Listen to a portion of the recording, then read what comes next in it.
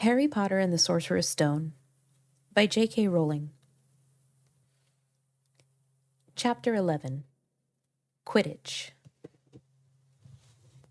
As they entered November, the weather turned very cold. The mountains around the school became icy gray, and the lake like chilled steel. Every morning, the ground was covered in frost. Hagrid could be seen from the upstairs windows defrosting broomsticks on the Quidditch field, bundled up in a long moleskin overcoat, rabbit fur gloves, and enormous beaver skin boots. The Quidditch season had begun. On Saturday, Harry would be playing in his first match after weeks of training. Gryffindor versus Slytherin. If Gryffindor won, they would move up into second place in the house championship. Hardly anyone had seen Harry play, because Wood had decided that, as their secret weapon, Harry should be kept, secret. But the news that he was playing Seeker had leaked out somehow, and Harry didn't know which was worse. People telling him he'd be brilliant, or people telling him they'd be running around underneath him holding a mattress. It was really lucky that Harry now had Hermione as a friend. He didn't know how he'd have gotten through all his homework without her. What with all the last-minute Quidditch practice Wood was making them do, she had also lent him Quidditch Through the Ages, which turned out to be a very interesting read. Harry learned that there were 700 ways of committing a Quidditch foul, and that all of them had happened during a World Cup match in 1473. That Seekers were usually the smallest and fastest players, and that most serious Quidditch accidents seemed to happen to them. That although people rarely died playing Quidditch, referees had been known to vanish and turn up months later in the Sahara Desert. Hermione had become a bit more relaxed about breaking rules since Harry and Ron had saved her from the mountain troll, and she was much nicer for it. The day before Harry's first Quidditch match, the three of them were out in the freezing courtyard during break, and she had conjured them up a bright blue fire that could be carried around in a jam jar. They were standing with their backs to it, getting warm, when Snape crossed the yard. Harry noticed at once that Snape was limping. Harry, Ron, and Hermione moved closer together to block the fire from view. They were sure it wouldn't be allowed. Unfortunately, something about their guilty faces caught Snape's eye. He limped over. He hadn't seen the fire, but he seemed to be looking for a reason to tell them off anyway. "What's that you've got there, Potter?" It was Quidditch Through the Ages. Harry showed him. "Library books are not to be taken outside the school," said Snape. "Give it to me. 5 points from Gryffindor." "He's just made that rule up," Harry muttered angrily as Snape limped away. "Wonder what's wrong with his leg." "Dunno, but I hope it's really hurting him," said Ron bitterly. The Gryffindor common room was very noisy that evening. Harry, Ron, and Hermione sat together next to a window.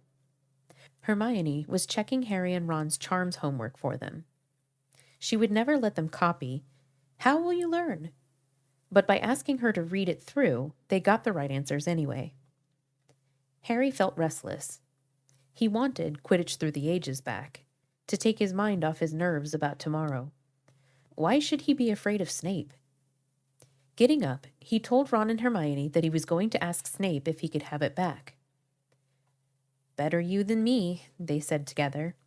But Harry had an idea that Snape wouldn't refuse if there were other teachers listening.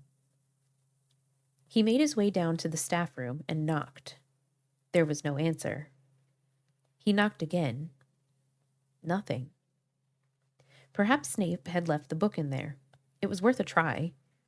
He pushed the door ajar and peered inside, and a horrible scene met his eyes.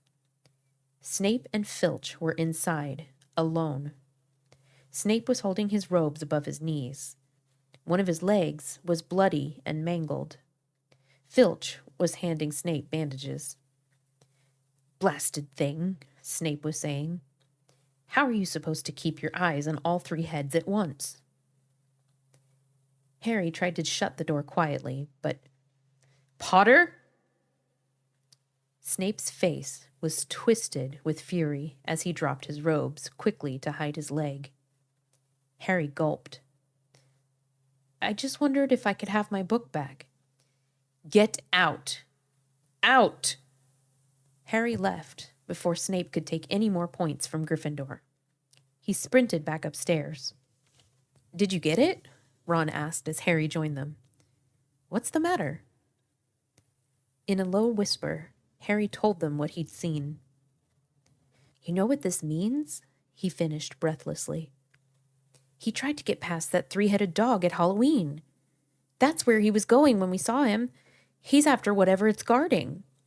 And I'd bet my broomstick he let that troll in to make a diversion. Hermione's eyes were wide. No, he wouldn't, she said. I know he's not very nice, but he wouldn't try and steal something Dumbledore was keeping safe. Honestly, Hermione, you think all teachers are saints or something, snapped Ron. I'm with Harry. I wouldn't put anything past Snape. What's he after? What's that dog guarding? Harry went to bed with his head buzzing with the same question. Neville was snoring loudly, but Harry couldn't sleep. He tried to empty his mind. He needed to sleep. He had to. He had his first Quidditch match in a few hours. But the expression on Snape's face when Harry had seen his leg wasn't easy to forget. The next morning dawned very bright and cold. The Great Hall was full of the delicious smell of fried sausages and the cheerful chatter of everyone looking forward to a good Quidditch match. You've got to eat some breakfast. I don't want anything. Just a bit of toast, wheedled Hermione. I'm not hungry. Harry felt terrible. In an hour's time, he'd be walking onto the field. Harry, you need your strength, said Seamus Finnegan. Seekers are always the ones who get clobbered by the other team. Thanks, Seamus, said Harry, watching Seamus pile ketchup on his sausages. By 11 o'clock, the whole school seemed to be out in the stands around the Quidditch pitch. Many students had binoculars. The seats might be raised high in the air, but it was still difficult to see what was going on sometimes. Ron and Hermione joined Neville, Seamus, and Dean, the West Ham fan, up in the top row. As a surprise for Harry, they had painted a large banner on one of the sheets Scabbers had ruined. It said Potter for President, and Dean, who was good at drawing, had done a large Gryffindor lion underneath. Then Hermione had performed a tricky little charm so that the paint flashed different colors. Meanwhile, in the locker room, Harry and the rest of the team were changing into their scarlet Quidditch robes. Slytherin would be playing in green. Wood cleared his throat for silence. Okay, men, he said. And women, said Chaser Angelina Johnson. And women, Wood agreed. This is it. The big one, said Fred Weasley. The one we've all been waiting for, said George. We know Oliver's speech by heart, Fred told Harry. We were on the team last year. Shut up, you two, said Wood. This is the best team Gryffindor's had in years. We're going to win. I know it. He glared at them all as if to say, or else. Right. It's time. Good luck, all of you. Harry followed Fred and George out of the locker room and, hoping his knees weren't going to give way, walked onto the field to loud cheers. Madame Hooch was refereeing. She stood in the middle of the field, waiting for the two teams, her broom in her hand. Now I want a nice, fair game, all of you, she said, once they were all gathered around her. Harry noticed that she seemed to be speaking particularly to the Slytherin captain, Marcus Flint, a sixth year. Harry thought Flint looked as if he had some troll blood in him. Out of the corner of his eye, he saw the fluttering banner high above, flashing Potter for president over the crowd.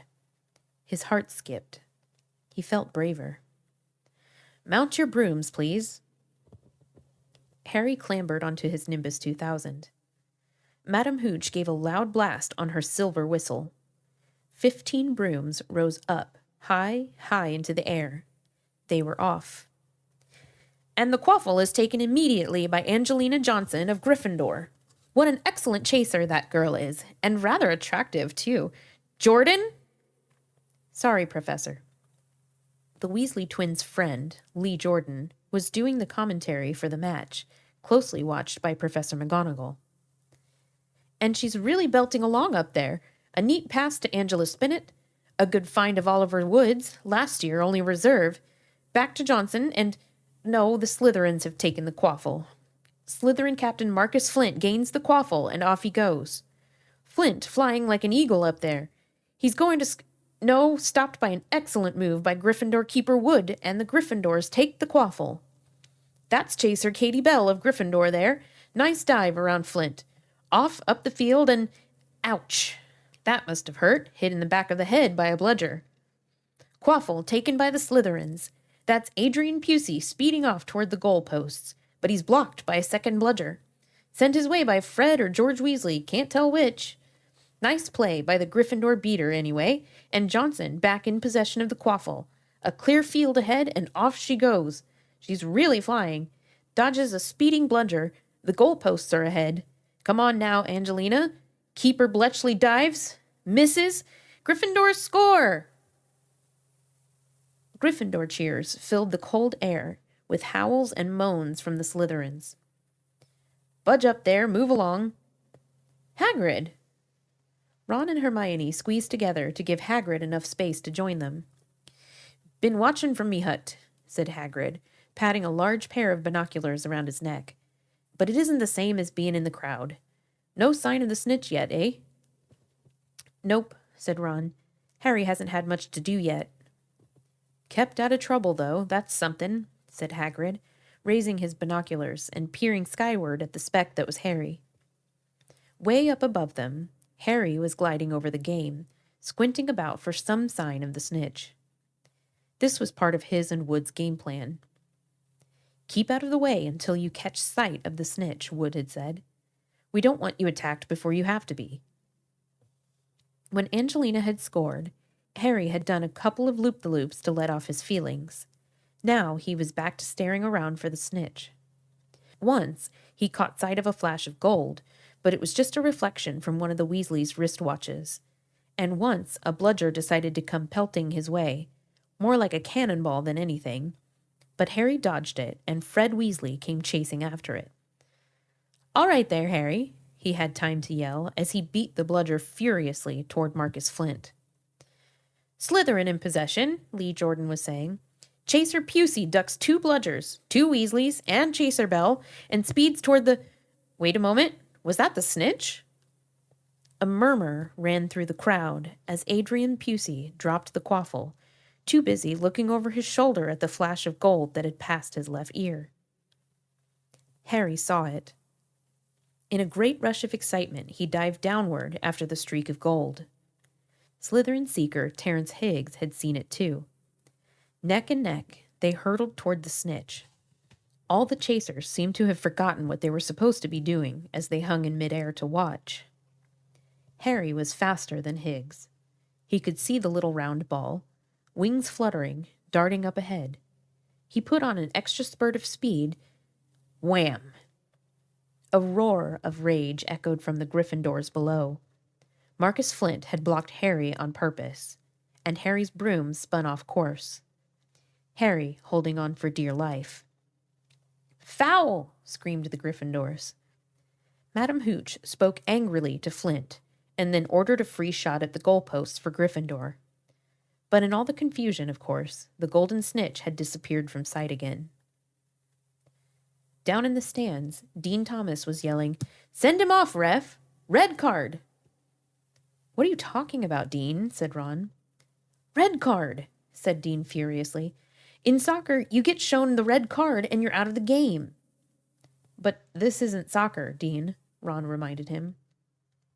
Hagrid, however, was on Dean's side. They ought to change the rules. Flint could have knocked Harry out of the air. Lee Jordan was finding it difficult not to take sides.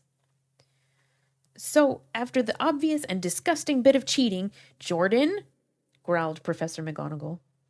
I mean, after that open and revolting foul, Jordan, I'm warning you.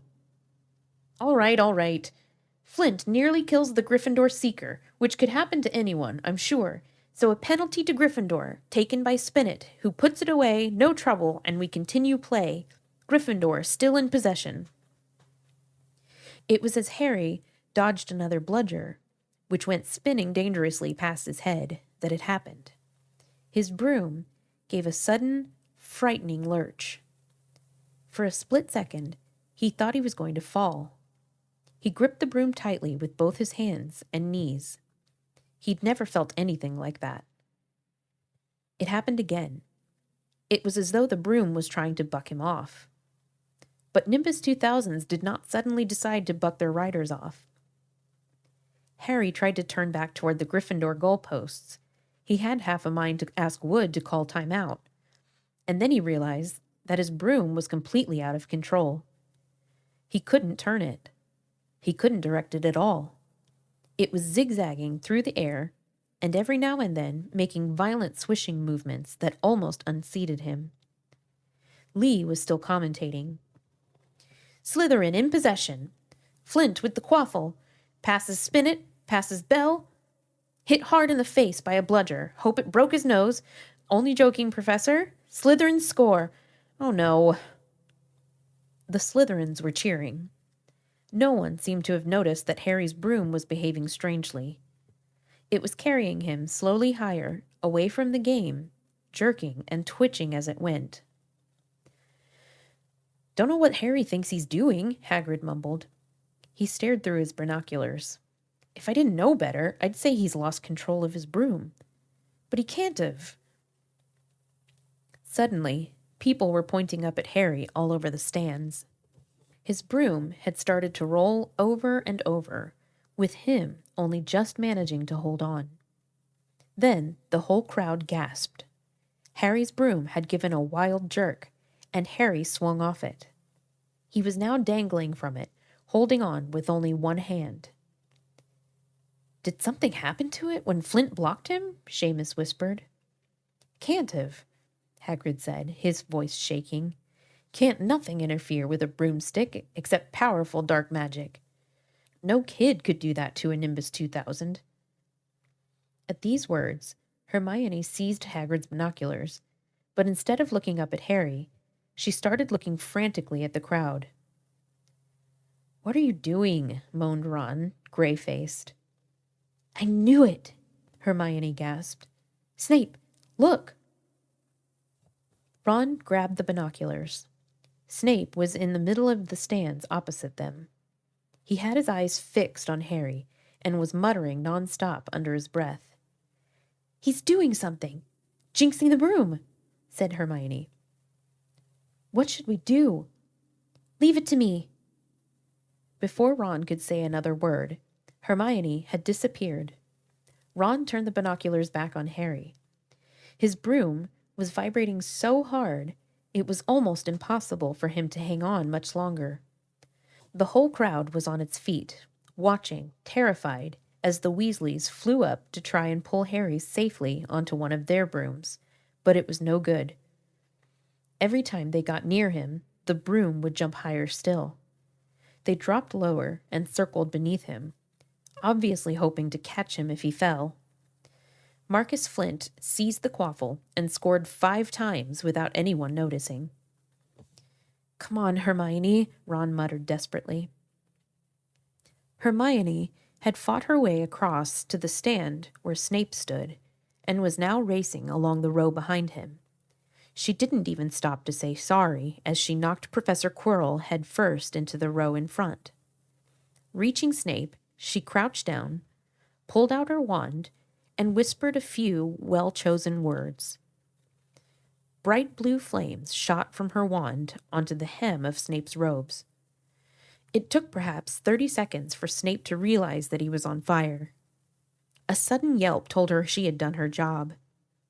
Scooping the fire off him into a little jar in her pockets, she scrambled back along the row. Snape would never know what had happened. It was enough. Up in the air, Harry was suddenly able to clamber back onto his broom. "Neville, you can look," Ron said. Neville had been sobbing into Hagrid's jacket for the last 5 minutes. Harry was speeding toward the ground when the crowd saw him clap his hand to his mouth as though he was about to be sick. He hit the field on all fours, coughed, and something gold fell into his hand. "I've got the snitch!" he shouted, waving it above his head, and the game ended in complete confusion. "He didn't catch it, he nearly swallowed it," Flint was still howling 20 minutes later, but it made no difference. Harry hadn't broken any rules, and Lee Jordan was still happily shouting the results. Gryffindor had won by 170 points to 60. Harry heard none of this, though. He was being made a cup of strong tea back in Hagrid's hut with Ron and Hermione. "It was Snape," Ron was explaining. "Hermione and I saw him.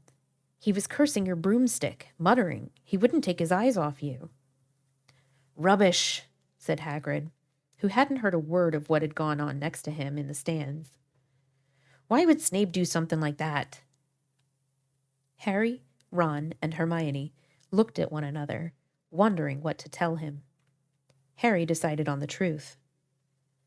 "I found out something about him," he told Hagrid. He tried to get past that 3-headed dog on Halloween. It bit him. We think he was trying to steal whatever it's guarding." Hagrid dropped the teapot. "How do you know about Fluffy?" he said. "Fluffy?" "Yeah, he's mine. Bought him off a Greek chappie I met in the pub last year. I lent him to Dumbledore to guard the—" "Yes?" said Harry eagerly. "Now, don't ask me any more," said Hagrid gruffly. "That's top secret, that is." "But Snape's trying to steal it." "Rubbish," said Hagrid again. "Snape's a Hogwarts teacher. He'd do nothing of the sort." "So why did he just try and kill Harry?" cried Hermione. The afternoon's events certainly seemed to have changed her mind about Snape. "I know a jinx when I see one, Hagrid. I've read all about them. You've got to keep eye contact, and Snape wasn't blinking at all. I saw him." "I'm telling you, you're wrong," said Hagrid hotly. "I don't know why Harry's broom acted like that, but Snape wouldn't try and kill a student. Now, listen to me, all 3 of you. You're meddling in things that don't concern you. It's dangerous. You forget that dog, and you forget what it's guarding. That's between Professor Dumbledore and Nicholas Flamel." "Aha!" said Harry. "So there's someone named Nicholas Flamel involved, is there?" Hagrid looked furious with himself.